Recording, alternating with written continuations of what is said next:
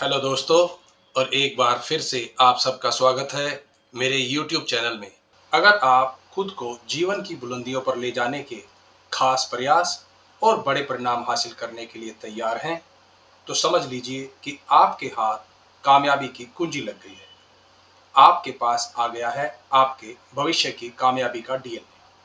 आपका हमारी book series सोच बदलो जिंदगी बदलो में, जो ब्रायन ट्रेसी की शानदार किताब पर आधारित है, इस सीरीज में हम आपको ऐसे शक्तिशाली विचार और तरीकों से रूबरू करा रहे हैं जो आपकी सोच और जीवन में अद्भुत बदलाव ला सकते हैं। अगर आपने इस सीरीज के पहले के वीडियो नहीं देखे तो उनके लिंक आपको डिस्क्रिप्शन में मिल जाएंगे। उन्हें जरूर देखिए, क्योंकि हर वीडियो आपको एक कदम आगे बढ़ने में मदद करेगा। और आज का टॉपिक है अपना भविष्य खुद बनाओ। तो चलिए शुरू करते हैं। लोगों को बुलंदियों तक ले जाने वाली ताकत या चमत्कार को उनके काम धंधे, लगन और अनवरत प्रयासों में खोजा जा सकता है, जो उनके साहसिक और दृढ़ संकल्प उद्देश्य की देन होते हैं। ये शब्द है मार्क ट्वेन के। जब तक आत्मविश्वास या उम्मीद न हो, साहस नहीं दिखाई देता। या यूं कहें कि किसी भी बड़े काम का आधा हिस्सा तो इसी बात पर निर्भर है कि क्या आप में उसे करने का विश्वास है। ये शब्द है ओरिसिन स्वेट मार्टिन के। हर कामयाब व्यक्ति को अपनी जिंदगी के दौरान अनगिनत अस्थायी सदमों, बाधाओं और यहां तक कि करारी शिकस्त तक का सामना करना पड़ता है। लेकिन पराजय के इन क्षणों में भी सकारात्मक और रचनात्मक प्रतिक्रिया देने और वापसी कर पाने की क्षमता ही अंततः उनकी जीत सुनिश्चित करती है। हार मान लेने की बजाय विषम परिस्थितियों में जोरदार वापसी की यह क्षमता आपकी भी कामयाबी को तय करती है। पहले से ही सोचें, अगर आप एक औसत बुद्धिमान व्यक्ति हैं, तो आप जिंदगी के हर क्षेत्र में नाकामी और निराशा को टालने के लिए खुद को तैयार कर लेंगे। आप पहले से ही सोच लेंगे कि आपसे कहां पर गलती हो सकती है। उसके बाद आप उस संभावित समस्या को टालने के लिए जरूरी एहतियात बरतेंगे। आप विभिन्न विकल्पों को नाप तोल कर देखेंगे। आप वह रास्ता इख्तियार करेंगे जिससे आपको कामयाबी की सबसे ज्यादा उम्मीद होगी। फिर भी आप कितने ही अच्छे से सोच लो, कोई भी योजना बना लो, आपके सामने आने वाला काम जरूरी नहीं कि आपकी उम्मीद के अनुसार ही हो। मर्फी का नियम कहता है, जो गलत होना है वो तो गलत होगा ही। गलत होने की आशंका वाली बातों में से सबसे ज्यादा गलत होने वाली बात सबसे गलत समय पर गलत होगी। इस पर आपका बहुत सा पैसा बर्बाद होगा।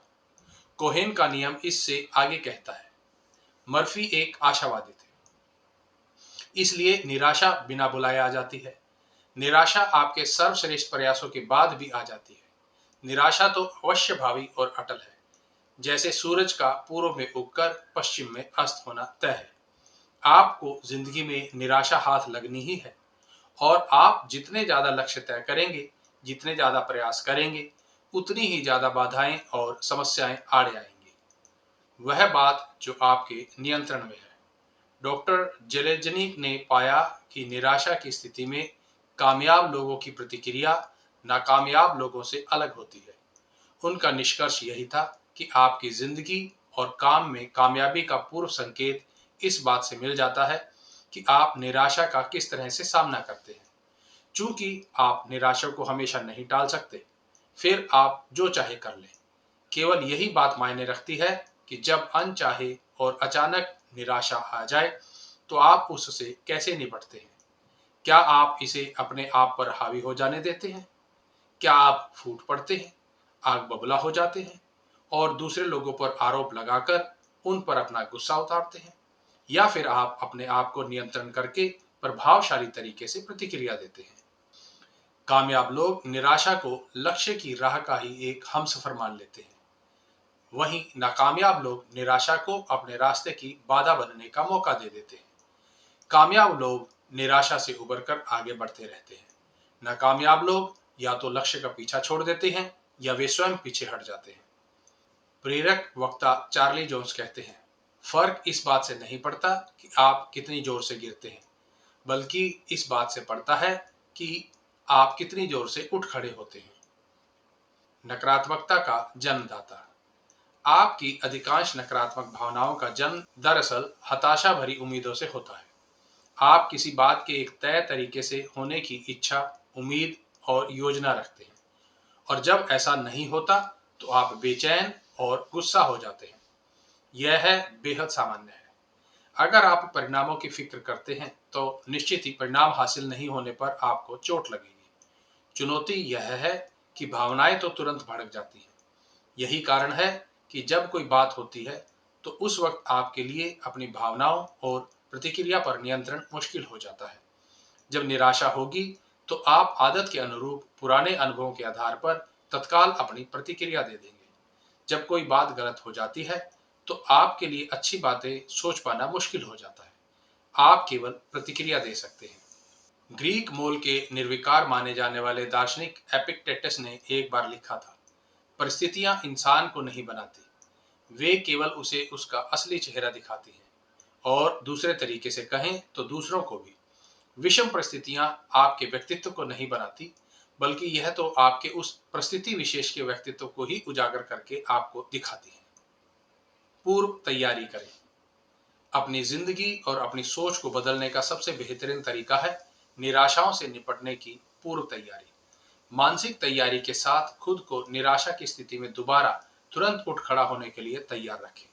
मानसिक तैयारियां आपको जीवन और काम में आने वाली अटल निराशाओं का सामना करने के लिए तैयार रखती हैं। हालांकि आपको यह पता नहीं होता कि वे क्या हैं और कब आएंगी। यह सोच से जुड़ी तमाम तकनीकों में सबसे शक्तिशाली है, जिसका इस्तेमाल आप अपनी भावनाओं के नियंत्रण के लिए कर सकते हैं, ताकि यह सुनिश्चित हो सके कि चाहे जो भी हो, आपकी भावनाएं तो मूलतः सकारात्मक और रचनात्मक ही रही। मानसिक तैयारी की शुरुआत इसी सोच के साथ होती है कि जब आप जिंदगी में कोई भी महत्वपूर्ण बात हासिल करने जा रहे हैं तो हर किस्म की समस्या और परेशानियां आएंगी। हकीकत में जब आप अपने लिए एक ऐसा बड़ा लक्ष्य निर्धारित करते हैं जो आपको रोजमर्रा के आरामदायक ढर्रे से बाहर निकाले, तो आपका सामना ऐसी अनगिनत बाधाओं और परेशानियों से होगा जिनकी आप कल्पना भी नहीं कर सकते। सहनशीलता की यह परीक्षा तो आपको देनी ही होगी। जब कभी भी आप कोई और मुश्किल काम करने जाएंगे, आपकी राह में हर किस्म की समस्या उठ खड़ी होगी। अगर आपने पूर्व तैयारी नहीं की है तो ये आपको हतोत्साहित कर सकती है और फिर रोजमर्रा के ढर्रे की ओर लौटने के लिए प्रेरित कर सकती है। ना टाले जा सकने वाली समस्याओं का इंतजार करने की बजाय आप हर परेशानी के आने से पहले ही अपने आप को उसके लिए तैयार कर लें। आप अपने आप से कहें, आज मुझको हर किस्म के उतार चढ़ाव का सामना करना पड़ेगा, परेशानियों और बाधाओं का, लेकिन मैं उन्हें अपने ऊपर हावी नहीं होने दूंगा। एक बार अपने लक्ष्य का सफर शुरू करने के बाद मैं नहीं रुकूंगा। समस्याओं को ताड़ना सीखें। व्यवसाय के लिए सलाह देते वक्त हम एक किस्म की सोच को विकसित करने पर जोर देते हैं, जिसे समस्याओं को ताड़ना कहा जाता है। मैं कंपनी के शीर्ष लोगों को भविष्य के बारे में सोचकर खुद से यह सवाल पूछने को कहता हूँ, ऐसी कौन सी नकारात्मक बातें हैं जो हमारी भविष्य की योजनाओं को प्रभावित कर सकती हैं। उन सभी में से कौन सी सबसे ज्यादा चिंता का विषय हो सकती है। उसके बाद हम ऐसी बाधाओं और अनपेक्षित आपदाओं की सूची बना लेते हैं जो कंपनी के भविष्य के लिए खतरा बन सकती हैं। उदाहरण के लिए, प्रतिस्पर्धा हमारे उत्पाद या सेवा से बेहतर कुछ ला सकते हैं। उसके उत्पाद या सेवा की कीमत भी हमारी कीमत से कम हो सकती है। ब्याज दरें और बढ़ सकती हैं। सरकार हमारे कारोबार पर करों का बोझ बढ़ा सकती है। ईंधन या हमारे उत्पाद के लिए जरूरी कच्चे माल की कीमतें बढ़ सकती हैं। हमारे संगठन का कोई महत्वपूर्ण व्यक्ति विदा ले सकता है। महत्वपूर्ण उपभोक्ता हमारा साथ छोड़ सकते हैं। हम में से कारोबार छीनने के लिए हमारी प्रतिस्पर्धा कीमतों को कम कर सकता है। अर्थव्यवस्था गोता लगा सकती है और हमारे बाजार का दायरा कम हो सकता है। हर एक मामले में कंपनी की त्वरित प्रतिक्रिया की तैयारी ही उसको बचा सकती है। इन संभावित बाधाओं और चिंताजनक बातों पर काफी पहले से ही विचार कर लिया जाना चाहिए। सबसे अच्छा नियम है कि चौंकाने वाली कोई बात ही ना रहने दी जाए। दुनिया की किसी भी कंपनी के लिहाज से नीदरलैंड्स की रॉयल डच शेल कंपनी की भविष्य की योजना सबसे पुख्ता होती है। इसने दुनिया में प्राकृतिक गैस और तेल के क्षेत्र में संभावितः 600 तरह की समस्याओं से जूझने की कार्य योजना बना रखी है। परिणाम यह होता है कि दुनिया में शायद ही ऐसा कोई घटनाक्रम होता है जो कंपनी को चौंकाता हो। कभी भी कंपनी को सोते हुए नहीं पकड़ा जा सका है। इसके पास हर समस्या के समाधान की योजना तैयार रहती है। साथ ही यह दुनिया की सबसे ज्यादा और लगातार मुनाफा कमाने वाली कामयाब कंपनियों में गिनी जाती है। भविष्य में झांक कर देखें। जो बात छोटी बड़ी कंपनियों के लिए कारगर है, वह आपके लिए भी कारगर हो सकती है। आपको अपने हर काम में समस्याओं को पहले ही ताड़ लेने का अभ्यास करना चाहिए। एक यात्री की तरह अपनी जिंदगी के सफर को देखें। अब उन नकारात्मक बातों की कल्पना करें जो आपके साथ हो सकती हैं, और इस बात की भी कि आप उन पर कैसे प्रतिक्रिया देंगे। आपको देखकर हैरानी होगी कि जटिल और बेहद मुश्किल समस्या आने पर भी आपके पास किस तरह से उससे निपटने की योजना पहले से ही तैयार होगी। उदाहरण के लिए, आप क्या करेंगे अगर आपकी नौकरी आज ही चली जाए? आज की दुनिया में नौकरी चले जाने का खतरा अधिकांश लोगों के लिए चिंता का सबसे बड़ा कारण हो गया है। एक ताजा अध्ययन के अनुसार काम करने वालों में 37% से ज्यादा लोग ऐसी चिंता में डूबे रहते हैं। मुझे हाल ही में एक व्यक्ति का लेटर मिला था, जिसने अपने लेटर में लिखा था कि उसके दिलो दिमाग में नौकरी जाने का डर बिना किसी बात इतना गहरा बैठ गया है कि उसे कुछ और सूझता ही नहीं है। ऊपर से यह भय उसे वह काम करने से भी रोक रहा है जो कि उसे नौकरी बचाने के लिए करना चाहिए था। उसका भय और विकल्पों का अभाव ही उसे नौकरी से हाथ धो बैठने की स्थिति की ओर ले जा रहा था। आपकी नई नौकरी। कई बार मैं अपना लेक्चर सुनने आए लोगों से पूछता हूँ, आपकी अगली नौकरी क्या होगी? अधिकांश लोगों के लिए यह सवाल चौंकाने वाला होता है। उन्होंने तो इस बारे में सोचा तक नहीं होता है कि उनकी अगली नौकरी क्या होगी। लेकिन हम जानते हैं कि दुनिया के काम करने के तौर तरीके काफी तेजी से बदल रहे हैं। सच्चाई यही है कि आप भी कई नौकरियां बदल चुके हैं। यह अवश्य भावी है कि आप फिर नौकरी बदलेंगे, और शायद आपकी सोच से भी पहले हो। ऐसे में आपकी अगली नौकरी किस तरह की होगी? जब मैं यह बताता हूं कि हर व्यक्ति को अपनी अगली नौकरी के लिए तैयार रहना चाहिए, तो कई लोगों के लिए यह विचार बिल्कुल नया होता है। या तो उन्होंने इस बारे में सोचा नहीं होता, या फिर वे इसके बारे में सोचना नहीं चाहते। लेकिन सवाल बस इतना सा है कि आपको भविष्य में अपनी सोच के मुताबिक कमाई के लिए अगली नौकरी में किस तरह के ज्ञान, कौशल और योग्यता की जरूरत होगी। अगर आप इस सवाल के बारे में पहले से नहीं सोच लेते, तो जब ऐसी नौबत आएगी तो आपके पास कम वक्त होगा और आपको इस बारे में सोचने के लिए मजबूर किया जाएगा। आपका नया करियर। श्रोताओं द्वारा अपनी अगली नौकरी के बारे में सोच लेने के बाद मैं उनसे दूसरा सवाल पूछता हूं, आपका अगला करियर क्या होगा? आज से 5 या 10 वर्ष के बाद आप कौन से नए क्षेत्र, उद्योग, कारोबार या काम से जुड़े होंगे? रोजगार विशेषज्ञों के अनुसार आज काम आरंभ करने वाला व्यक्ति अपनी जिंदगी के दौरान औसतन 14 से 15 पूर्णकालिक काम करेगा, हर एक तकरीबन 2 वर्ष के लिए। उसके कम से कम 5 अलग अलग कैरियर होंगे, बिल्कुल अलग अलग क्षेत्र में, और हर एक में अलग किस्म के कौशल और ज्ञान की जरूरत होगी। आप अपने वर्तमान काम के बारे में आज जो जानते हैं, 5 वर्ष बाद कल की बात हो जाएगी। हर क्षेत्र में तेजी से हो रहे परिवर्तनों में आपके ज्ञान, जानकारी, विचारों और कौशलों की बहुत कम कीमत रह जाएगी। रोजगार के अवसरों और भविष्य की अर्थव्यवस्था के लिहाज से इनकी कोई उपयोगिता नहीं होगी। अगर आपको तेजी से पनपते प्रतिस्पर्धात्मक समाज में अपना अस्तित्व बचाना है, तो आपको नए ज्ञान और कौशल की जरूरत पड़ेगी। इसलिए पीटर डकर ने कहा है, एक कौशल है आने वाले वर्षों में भी जो खत्म नहीं होगा, नए कौशल सीखने का कौशल। लगातार सोचते रहें।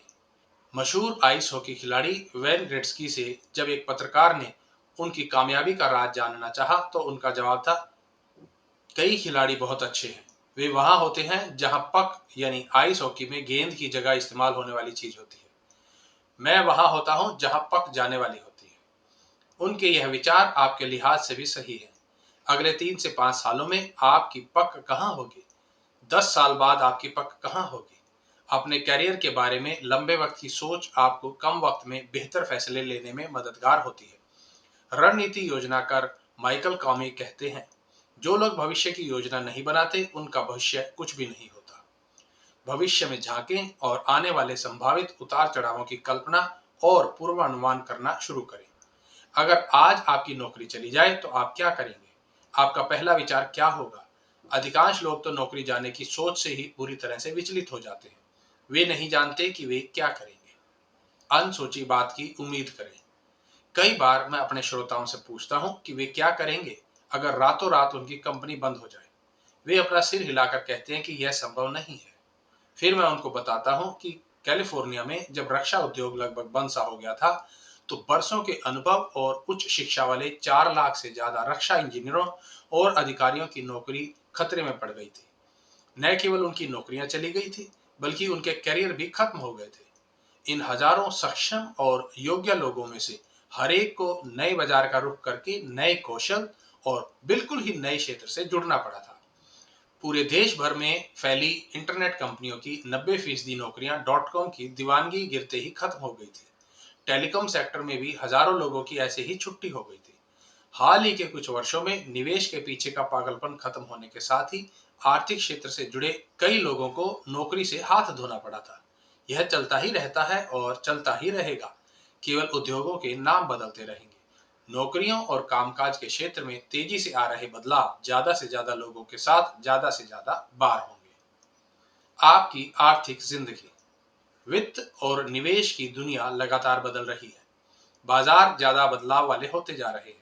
खरीदो और संभाल कर रखो कि पुरानी सोच आज और भविष्य की दुनिया में अपना वजूद ही खो चुकी है। अगर आपने निवेश किया है तो आपको लगातार सोचना रहना होगा कि निवेश बेकार साबित होकर अगर पूरा पैसा डूब गया तो आप क्या करेंगे। आपको हर एक निवेश में सबसे बुरी संभावना के लिए भी खुद को तैयार रखना होगा। आपके आर्थिक तौर पर आजाद होने का आपके द्वारा अपनी आर्थिक जिंदगी और आर्थिक आजादी के बारे में सोचने के लिए दिए गए वक्त के साथ गहरा ताल्लुक है। अपने बलबूते लखपति बने हजारों लोगों के साथ डॉक्टर थॉमस स्टैनले द्वारा किए गए इंटरव्यूज के मुताबिक उन सभी में एक गुण समान था। उन सभी ने औसत व्यक्ति की तुलना में आर्थिक मामलों पर सोचने के लिए ज्यादा वक्त दिया था। औसत वयस्क भले ही वह अधिकांश वक्त पैसे के बारे में ही चिंता करता रहता हो, उसके नियोजन के बारे में 2 या 3 घंटे प्रति माह से ज्यादा नहीं सोचता। सोचता भी है तो बिलों के भुगतान के वक्त। दूसरी ओर एक औसत समृद्ध अमरीकी हर माह धन के नियोजन के बारे में प्रति माह 20 से 30 घंटे तक सोचता है। परिणाम स्वरूप पैसे के खर्च और निवेश के संबंध में उनके फैसले औसत व्यक्ति से ज्यादा समझदारी भरे होते हैं। वे आर्थिक मामलों में उस्ताद बन जाते हैं और अंततः समकक्ष लोगों से आगे निकल जाते हैं। नेपोलियन की रणनीति। फ्रांसीसी जनरल नेपोलियन ने यूरोप महाद्वीप पर तकरीबन 20 बरस तक अपना कब्जा रखा। पूरे कैरियर के दौरान दर्जनों लड़ाइयां जीतने वाले नेपोलियन को केवल 3 बार ही हार का सामना करना पड़ा। रूस पर हमले के वक्त उसे लगभग 6 लाख सैनिक गंवाने पड़े थे, क्योंकि वह रूस के बेहद घातक शीतकाल के खतरे को नहीं भाप सका था। रूस की लड़ाई से कमजोर होने के कारण फिर उसको लिप्जिंग में भी हार का सामना करना पड़ा था। इसके कारण उसको एल्बा द्वीप पर निर्वासित की जिंदगी बितानी पड़ी। आखिर में अपने सैन्य अधिकारियों से सही तरीके से संवाद नहीं साध पाने के कारण नेपोलियन को वॉटरलू की निर्णायक लड़ाई में भी मात खानी पड़ी थी। यह बात हमेशा ही भुला दी जाती है कि वह इंसानी इतिहास के 3 महानतम सेनापतियों अलेक्जेंडर द ग्रेट और चंगेज खान के साथ में गिना जाता है। नेपोलियन ने जीत के लिए एक गुण विकसित किया था जो कि आप भी कर सकते हैं। इसे एक्स्ट्रापोलेटरी थिंकिंग कहा जाता है। शतरंज के खेल की तरह इसमें आप जो कुछ कर रहे हैं उसके आगे के 2-3 चालों को भी सोच लिया जाता है। इस तरह की सोच में आप सभी संभावित घटनाओं को ध्यान में रखते हुए हर एक के लिए काफी पहले ही वैकल्पिक हल खोज कर रख लेते हैं। नेपोलियन निजी तौर पर मानता था कि हर एक संभावना को ध्यान में रखते हुए पुख्ता तैयारी करने का उसका यह तरीका ही उसकी कामयाबी का राज था।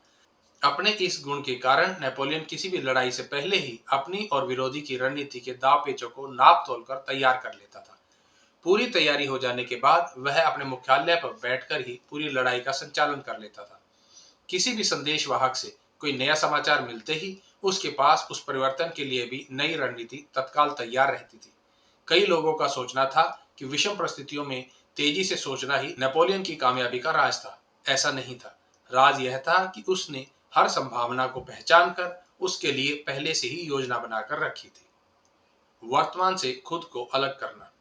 अपनी जिंदगी में होने वाली संभावित घटनाओं के बारे में पहले से ही सोच लेने की यह काबिलियत अभ्यास से ही हासिल की जा सकती है।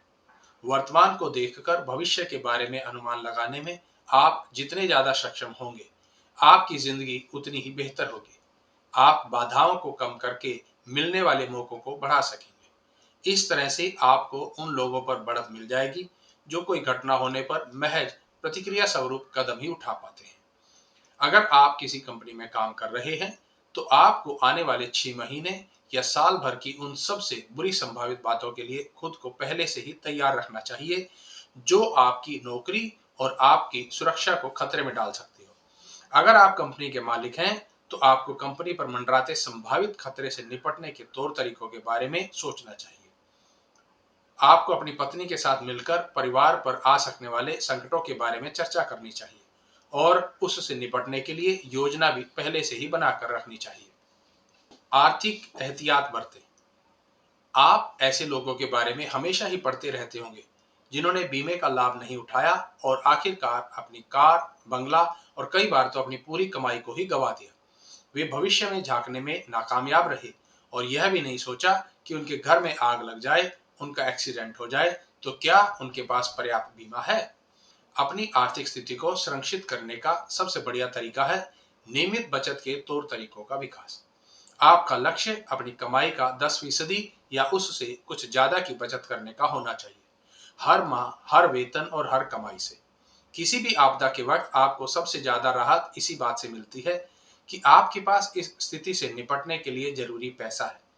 दूसरी ओर, आपदा की स्थिति में अगर आपको यह पता लगे कि आपके पास उससे निपटने के लिए पर्याप्त पैसे का इंतजाम नहीं है, तो आप बहुत ज्यादा तनाव में आ जाएंगे। डब्ल्यू क्लीमेंट स्टोन ने एक बार कहा था, अगर आप पैसा नहीं बचा सकते, तो आप में महान बनने के लिए जरूरी गुण भी नहीं है। जितनी चादर उतने पैर पसारे। अपनी कमाई के दायरे में रहकर जीना और बचत के लिए अपने आप को अनुशासित करने की आपकी काबिलियत ही आपको जिंदगी में कामयाबी दिला सकती है। अगर आपके भीतर ही अपनी कमाई को सहेजने की सोच नहीं है, तो जाहिर तौर पर आपके भीतर दूसरे क्षेत्रों में कामयाब होने के लिए अनिवार्य अनुशासन भी नहीं है। हालांकि बाइबल में कहा गया है कि पैसा ही हर पाप की जड़ है, लेकिन यह भी संभावित है कि कई मामलों में पैसा नहीं होना भी पाप की जड़ बन जाता है। पैसे बचाकर अपनी आर्थिक स्थिति को मजबूत करने का सबसे बड़ा फायदा शायद यही है कि यह आपको हर संभव मौके को भुनाने का मौका देता है, जो कि आते ही रहते हैं। फिल्म फील्ड और ड्रीम्स में एक गहरी सोच को बताया गया है, अगर आप मौके बनाएंगे तो वे आएंगे भी खूब। आर्थिक जगत में इसका मतलब यही है कि अगर आप मेहनत और बचत के जरिए पूंजी एकत्रित करेंगे, तो ये आपकी जिंदगी में और ज्यादा कमाने और ज्यादा बचाने के मौके भी लाएगी।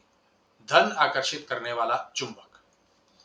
आकर्षण का नियम यानी लॉ ऑफ अट्रैक्शन आर्थिक मामलों में भी काफी दमदार साबित होता है। जब आप एक छोटी सी बचत को भी किसी बैंक अकाउंट या म्यूचुअल फंड में लगाते हैं, तो आप उस पूंजी के इर्द गिर्द एक ऊर्जा क्षेत्र सा बना देते हैं।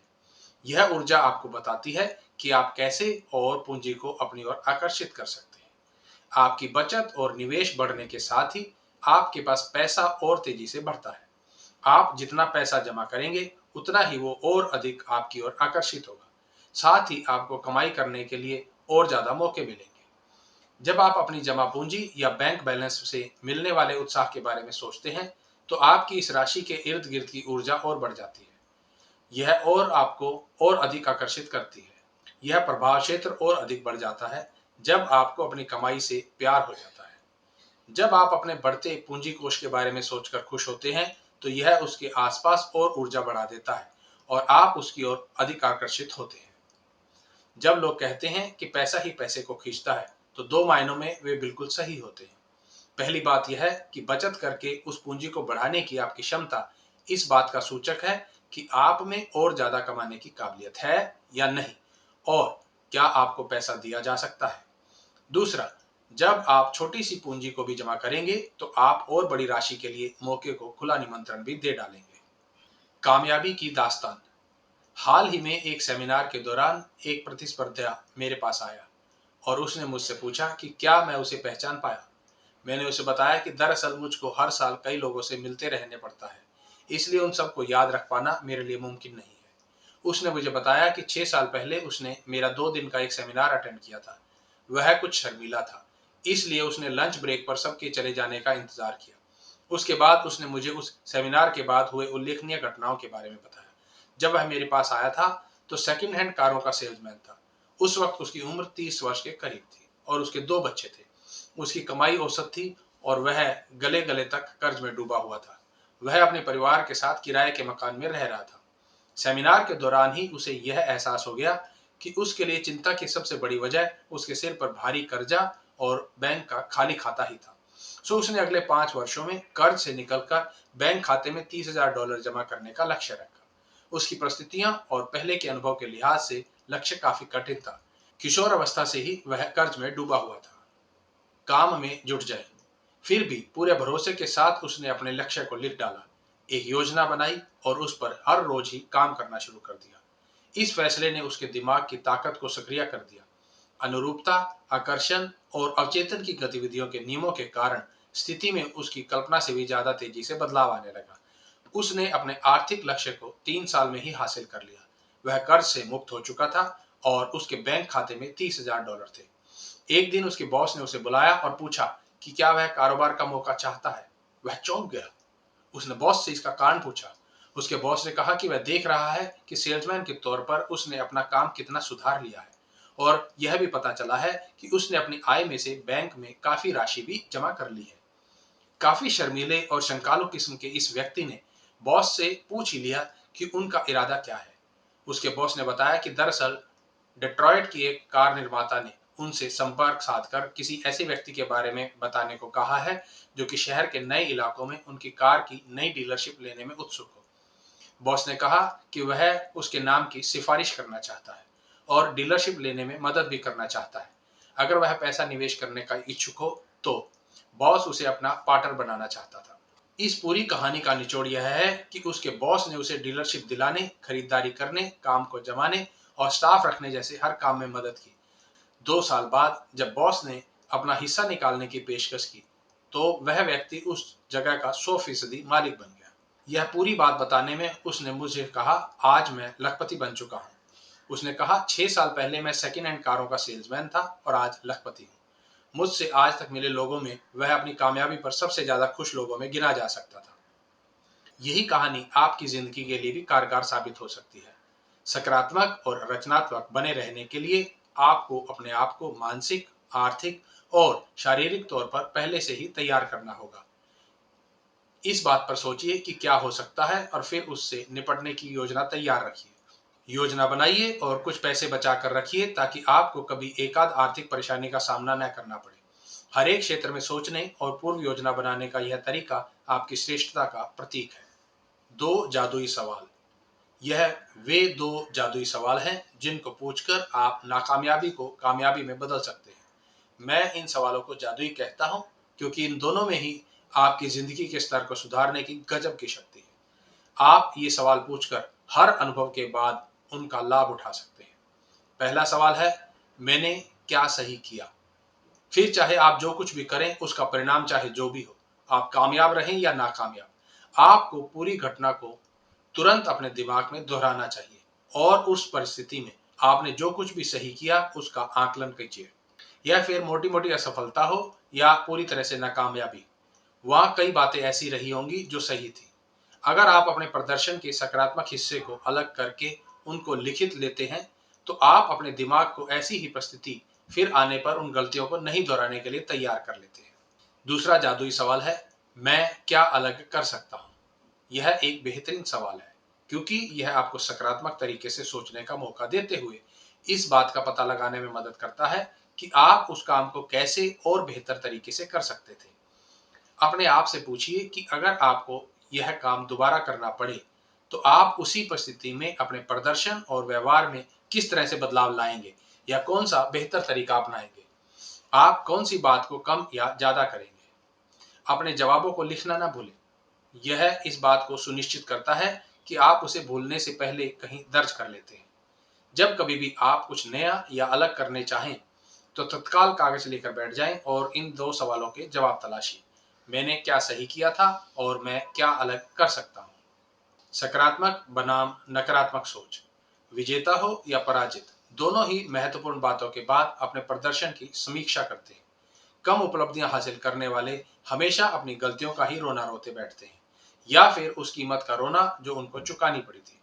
इसके ठीक विपरीत ज्यादा उपलब्धियां हासिल करने वाले, जो अपने और अपनी जिंदगी के बारे में सकारात्मक सोच रखते हैं, हमेशा अपने प्रदर्शन के लिए अच्छे भाग की समीक्षा करते रहते हैं और अगली बार भी वैसी ही कामयाबी हासिल करने के लिए खुद को पहले से तैयार करते रहते हैं। जब आप यह सोचेंगे कि आपने क्या सही किया था और आप अगली बार क्या अलग कर सकते हैं, आप क्या बेहतर करने जा रहे हैं, तो आपका दिमाग पूरी तरह से सकारात्मक ही रहेगा। आपकी रचनात्मकता को उत्साह मिलेगा। आप सुधार के सभी तरह के मौके और संभावनाओं को देख सकेंगे, जो शायद किसी असफलता के बाद अपनी नाकामी का रोना रोते रहने की स्थिति में आपको दिखाई भी नहीं देती। कारोबार और बिक्री। अगर आप कारोबार में हैं, आपको अपने आप से और अपने स्टाफ से यह सवाल लगातार पूछते रहना चाहिए, हमने क्या सही काम किया और अगली बार हम क्या और अलग कर सकते हैं। याद रखिए, हर वो काम जो आप करेंगे आरंभ में कुछ मर्तबा नाकामी का कारण बनेगा। इन सवालों को पूछकर आप उन परिस्थितियों से सबक ले सकते हैं। हर अनुभव को ऐसी बात सीखने का मौका समझें जो कि अगली बार आपके लिए मददगार साबित हो सकती है। अगर आप बिक्री से जुड़े हैं, तो हर सेल्स कॉल के बाद, चाहे फिर आप कामयाब रहे हों या नहीं, यह जादुई सवाल पूछिए। यह तुरंत फुरत समीक्षा एक सेल्स पेशेवर के तौर पर आपके सीखने की गति में चमत्कारिक तेजी ला आएगी। इस तरह तुरंत समीक्षा को अपने जीवन का अंग बना डालिए। इस तरीके को बार बार दोहराइए ताकि यह आपकी आदत का एक हिस्सा बन जाए। भले ही कितनी ही बड़ी निराशा या नाकामी आपके हाथ क्यों ना लगे, आप जल्द ही हर परिस्थिति से सबक लेने की कला को सीख जाएंगे और उससे अच्छी बातों को ढूंढना निकालना भी। एडिसन का नजरिया। आधुनिक युग के महानतम आविष्कारक थॉमस एडिसन को इस बात पर यकीन था कि प्रयोग कुछ बातों को खारिज करने का एक तरीका मात्र है, इसलिए वे हर प्रयोग का पूरा रिकॉर्ड रखते थे। एक बार उनको लगा कि यह आविष्कार संभव है, तो वो उन सभी रास्तों को खोजकर एक एक करके खारिज करते जाते थे, जब तक कि वो तरीका ना निकल जाए जिससे यह बात संभव हो। यही तरीका उस प्रयोग को करने का इकलौता रास्ता हुआ करता था। परिणाम स्वरूप वे आधुनिक युग के महान आविष्कारक बन गए और अपने देश के सबसे रईस कारोबारियों में से एक भी। आपको भी ऐसा ही करना चाहिए। आज के बाद आप जब कोशिश करने के बाद भी नाकामयाब हो जाएं, तो इसे सीखने की प्रक्रिया का ही हिस्सा मानकर यह सोचें कि आप कामयाबी के एक कदम और करीब आ गए हैं। जैसा कि हेनरी फोर्ड ने एक बार कहा था, नाकामी तो महज ज्यादा बुद्धिमानी के साथ एक नई शुरुआत का मौका है। आपके उभरने की गति। जब आप किसी भी किस्म की निराशा का सामना करते हैं, तो सामान्य प्रतिक्रिया के तहत आपकी भावनाओं को ठेस लगती है। आपको ऐसा लगता है मानो किसी ने आपकी भावनाओं पर प्रहार किया है। आप चोटग्रस्त, उपेक्षित, निराश और हतोत्साहित महसूस करते हैं। कभी कभी आपका मन सब कुछ छोड़ देने का करता है और कई बार बिल्कुल ही कुछ अलग करने का।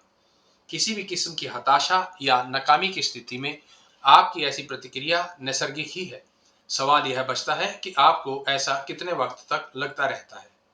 जब आप पूरे मेडिकल चेकअप के लिए किसी डॉक्टर के पास या किसी क्लिनिक में जाते हैं, तो अधिकांशतः आपको स्ट्रेस टेस्ट से गुजरने के लिए कहा जाता है। पहले वे आराम की स्थिति में आपके दिल की धड़कनों की गति को नोट करते हैं। फिर वे आपको कुछ एरोबिक एक्सरसाइज करने को कहते हैं। आपके दिल की धड़कनें एक तय गति तक आ जाने के बाद वे फिर इसकी गणना करते हैं। एक्सरसाइज के 1, 2 या 5 मिनट बाद तक रुकने के बाद वे फिर आपके दिल की धड़कनों की गति को नोट करते हैं। आपकी फिटनेस इस बात पर निर्भर करती है कि आपका दिल एक्सरसाइज के बाद कितनी देर में फिर सामान्य गति पर लौट आता है। जोरदार वापसी। आपके अस्तित्व पर भी यही बात लागू होती है। आप मानसिक तौर पर कितने स्वस्थ हैं, इस बात का पता इसी बात से लगता है कि किसी नाकामी के बाद आप उससे कितनी जल्दी उभर पाते हैं। निश्चित ही किसी सदमे या नाकामी से चोट तो पहुंचती है, खास तौर पर जब आप कोई ऐसा काम कर रहे हो जो आपकी नज़र में महत्वपूर्ण हो। लेकिन मुख्य बात यह नहीं है। मुख्य बात तो यह है कि आप कितनी तेजी से उस झटके से उभरते हैं। आपके उभरने की गति पर ही सब कुछ निर्भर है। अगर आप राह की बाधाओं और समस्याओं के लिए पहले से ही तैयारी कर अपने दिमाग को भी उसके लिए तैयार रखेंगे, तो आपकी झटके से उभरने की गति ज्यादा तेज होगी। आपकी अपने से बात। किसी भी नकारात्मक परिस्थिति से उभरने के लिए यहाँ पर कुछ दमदार स्वीकारोक्तियां दी जा रही है। ये शब्द आपके भीतर की नकारात्मक भावनाओं को तुरंत खत्म कर देंगे। कोई भी बात गलत हो जाने पर आप अपने आप से सबसे पहले यह कहें, इसके लिए मैं जिम्मेदार हूँ। आमतौर पर कोई गलती हो जाने पर आपकी आम आदत नाराज और विचलित होकर दूसरे पर या किसी परिस्थिति को दोष देने की हो जाती है। लेकिन जिस क्षण आप कहते हैं मैं जिम्मेदार हूँ, आप समस्या के लिए किसी और को जिम्मेदार ठहराना बंद कर देते हैं। अपनी जिम्मेदारी को स्वीकार कर फिर भले ही वह केवल प्रतिक्रिया तक ही क्यों ना सीमित हो, आप अपनी निराशा, गुस्से और हताशा की भावना को खत्म कर देते हैं। जिस पल आप कहते हैं मैं जिम्मेदार हूं, आपका दिमाग एकदम शांत और स्पष्ट हो जाता है। आप उन बातों के बारे में सकारात्मक और रचनात्मक तरीके से सोचने लगते हैं जिनसे आप नुकसान को कम कर सकें और या फिर मौकों का लाभ उठा सकें। सकारात्मक नजर से देखें। यहाँ एक ऐसी स्वीकारोक्ति जो मेरे लिए कई वर्षों से बेहद प्रभावशाली साबित होती रही है। चाहे जो भी हो जाए, चाहे कितनी भी बड़ी निराशा क्यों ना मेरे हाथ लगे, मैं तत्काल कह देता हूँ, हर अनुभव एक सकारात्मक अनुभव है, अगर मैं इसे तरक्की और अपने आप पर नियंत्रण स्थापित करने के लिए मौके की तरह देखूं। यह वक्तव्य आपको अपनी भावनाओं पर नियंत्रण में मदद करता है। मैं जिम्मेदार हूँ जैसे वक्तव्य की तरह ही ये शब्द आपको किसी भी परिस्थिति में उस परिस्थिति और अपने आप पर नियंत्रण का एहसास करा देते हैं। हर अनुभव एक सकारात्मक अनुभव है, अगर मैं इसे तरक्की और अपने आप पर नियंत्रण स्थापित करने के मौके की तरह देखूं। इसके बाद आप उस परिस्थिति पर गौर फरमाइए और अपने आप से पूछें कि अभी हाल ही में जो कुछ हुआ है उससे आप क्या सबक ले सकते हैं। इस परेशानी को आप तरक्की के लिए कैसे इस्तेमाल कर सकते हैं। इस परिस्थिति ने आपके लिए कौन सा सबक भेजा है। अगर आपका भाग्य किसी दैविक शक्ति के जिम्मे हो और यह शक्ति आपकी तरक्की के लिए कुछ सीख भरे अनुभव देती है, तो वर्तमान समस्या से आपको क्या सबक मिल सकता है। एक वक्त में एक विचार। आपका दिमाग एक वक्त में एक ही विचार रख सकता है, सकारात्मक या नकारात्मक। अगर आप हर परेशानी में से किसी हल या किसी मूल्यवान सबक को जानने का प्रयास करेंगे, तो उसी वक्त आप विचलित या नाराज नहीं हो सकते। अगर आप प्रतिस्थापन के नियम, लॉ ऑफ सब्स्टिट्यूशन को लागू करें और अपने आप पर परिस्थिति विशेष के सकारात्मक पहलुओं के बारे में सोचने के लिए दबाव डालें, तो आपको हमेशा वे पहलू मिल जाएंगे। फिर आप उनको अपने फायदे के लिए इस्तेमाल कर सकते हैं। एक सकारात्मक मानसिक नजरिए का मतलब है निराशाओं और नाकामियों पर सकारात्मक और रचनात्मक प्रतिक्रिया देने की ताकत। यह इस बात पर निर्भर करता है कि आप परिस्थितियों पर कितना नियंत्रण महसूस करते हैं। नियंत्रण महसूस करने के मायने हैं आपको यह लगना कि आपका अपनी जिंदगी पर नियंत्रण है। आप महसूस करते हैं मानो सारा नियंत्रण आप ही के हाथ में है। आपको लगता है कि जिंदगी की गाड़ी के ड्राइवर आप ही हैं।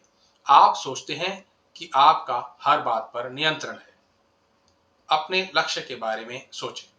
नाकामी से उबरने के सबसे शक्तिशाली तरीकों में से एक है नकारात्मक परिस्थिति को इसके मूल नजरिए से देखना। याद रखिए, नाकामी ही अंत नहीं है।